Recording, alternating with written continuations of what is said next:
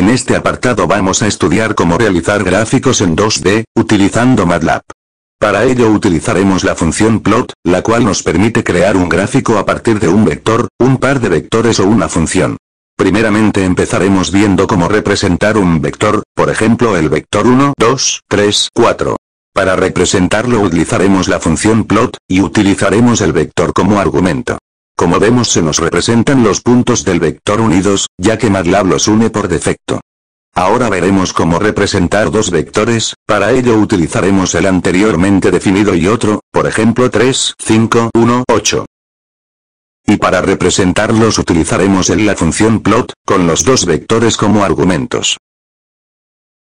Como vemos en la ventana gráfica, se nos representa en el eje de abscisas el vector que utilicemos como primer argumento, y en el eje de coordenadas el vector que usemos como segundo argumento. Ahora veremos cómo representar una función. Primeramente definiremos un vector con los valores que queremos que tome la variable independiente, en mi caso de -2pi a 2pi.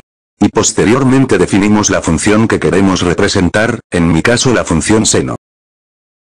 Y para representarlo utilizaremos la función plot, utilizando como primer argumento el vector, y como segundo argumento la función.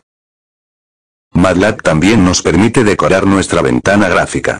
Para ponerle título al gráfico, usaremos la función title, usando como argumento el título entre comillas simples, por ejemplo función seno. Y para ponerle una etiqueta a los ejes X e Y, utilizaremos los comandos slabel y label respectivamente utilizando como argumento la etiqueta que le queremos poner a los ejes entre comillas simples. En mi caso solo voy a etiquetarlos como eje X e eje Y.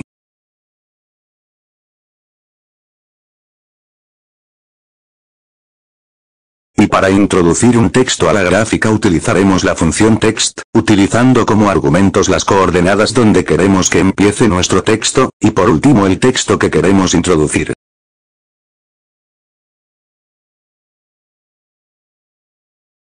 También podemos variar los ejes utilizando la función axis, utilizando como argumento un vector de 4 elementos, en el que el primer elemento es el valor mínimo de x, el segundo el valor máximo de x, el tercero el valor mínimo de y el cuarto el valor máximo de y. En mi caso utilizaré como valores mínimos -10 y como valores máximos 10.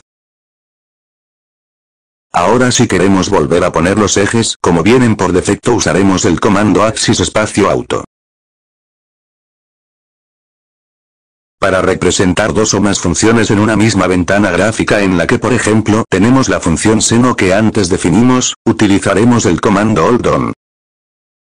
Y ahora por ejemplo definiremos la función coseno, para representarla utilizaremos el comando plot utilizando como argumentos el vector de variables independientes y la función, y podemos utilizar un tercer argumento para elegir el color de la curva, poniendo la inicial del color en inglés entre comillas simples, y para la forma de la curva podemos poner antes de la inicial un símbolo, yo usaré el color rojo y la línea de la curva a puntos.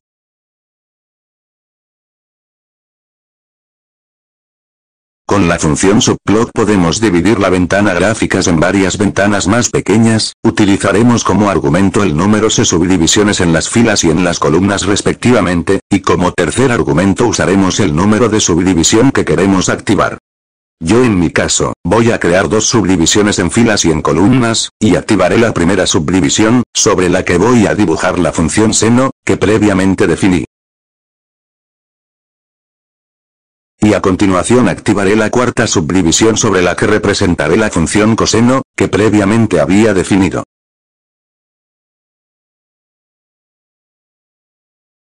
Por último vamos a ver el comando figure el cual nos abrirá una ventana gráfica, con el número que le corresponda, por ejemplo al ejecutar figure nos abrirá una ventana llamada figure 1.